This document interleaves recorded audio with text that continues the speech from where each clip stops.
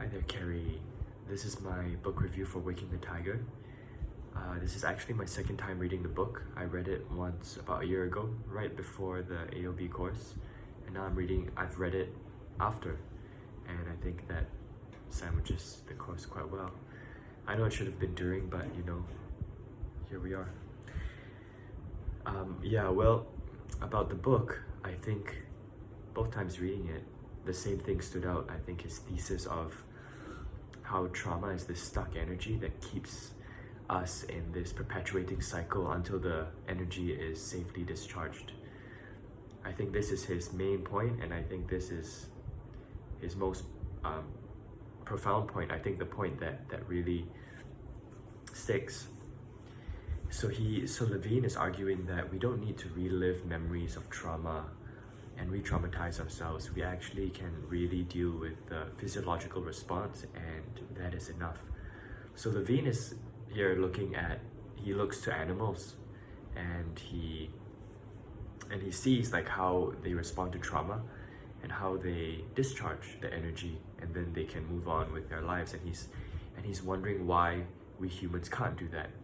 And well, he says that the reason is our neocortex in our brain, the rational part of the brain that, you know, keeps us thinking.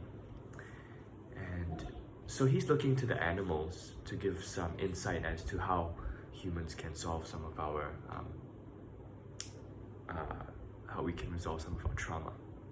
Yeah? And I think that point is really quite profound, because I think all I've known of inner work or healing has been through the lens of talk therapy, which is very powerful in itself, but this more somatic way of releasing trauma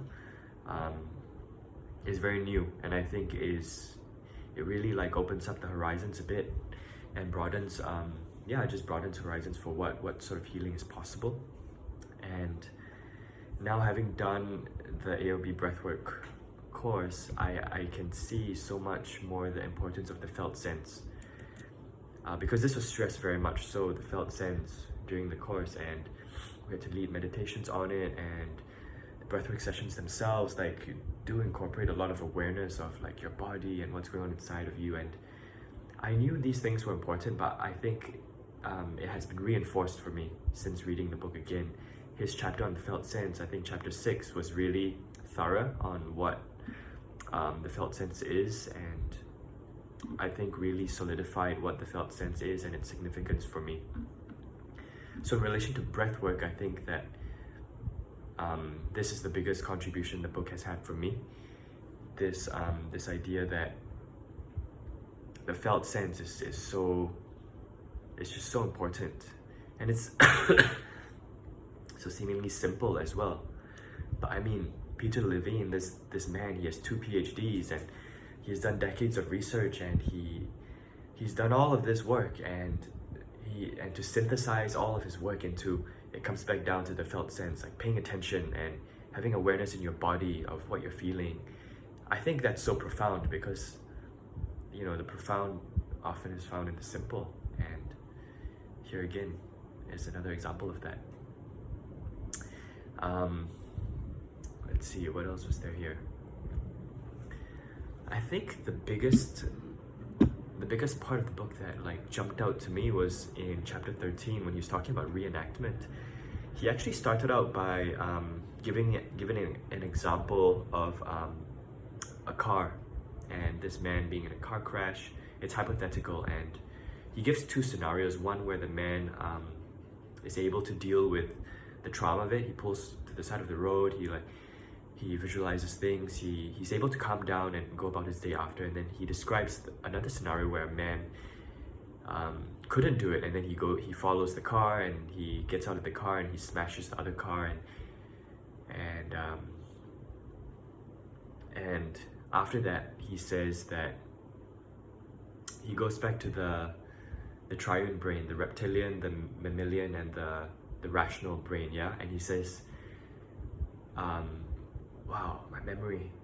He says, if we don't deal with the reptilian response, then that reptilian response will alter the mammalian and rational part of the brain, and he attached some emotions, I think, to specific examples to the emotional and rational part of the brain, and when I read that, it just really stood out to me. It just made me really feel that wow, like I can now see how if the reptilian brain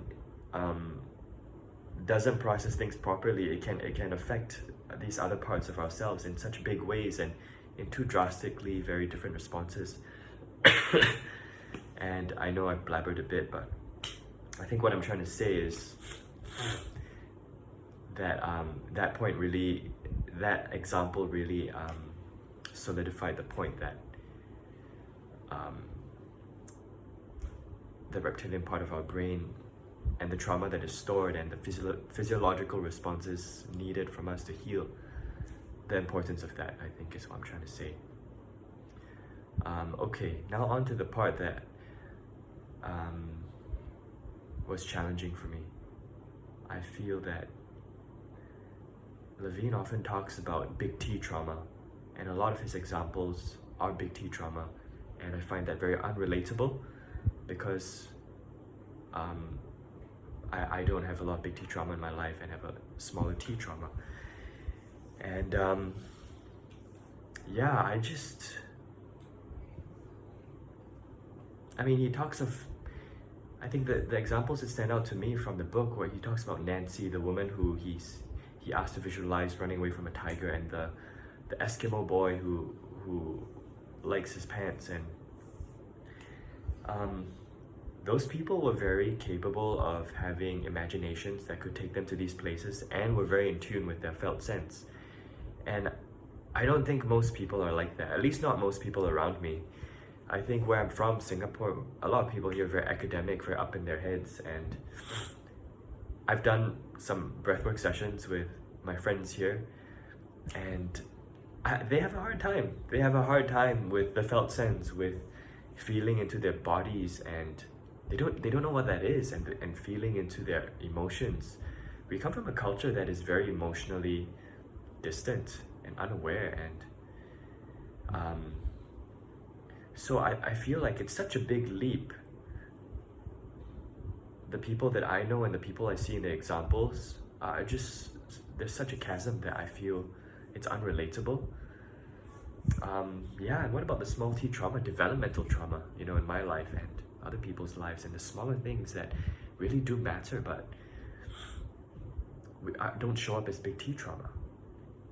You know, the biggest big T trauma that I have is nearly drowning in a river last year when I was in Colombia, and I don't feel I need to discharge any energy, or it's affecting my life in a big way.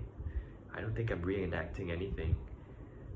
The fear definitely still lives in my body. When I see fast flowing water, I tense up and I am very nervous. But yeah, I think, yeah, that's it. That's that part.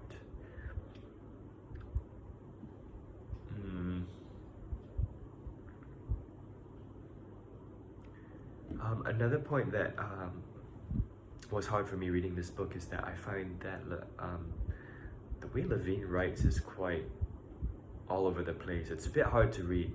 The first time I thought that, the second time I also thought that. There are just parts I skimmed through because he repeats himself a lot, and then he goes on these tangents, but only halfway, and then he goes on to something else, and it's just this mishmash of information that it kind of goes everywhere and nowhere at the same time, which is why also I feel like the main point of the book is so solidified, because he goes on all these tangents, but he doesn't really say that much with them. And my main takeaway is that felt sense is so important to heal the physiological part of the trauma that is inside of us. The stuck energy that keeps us in these cycles, there's really something to be looked at there. And yeah, thanks for sticking with me.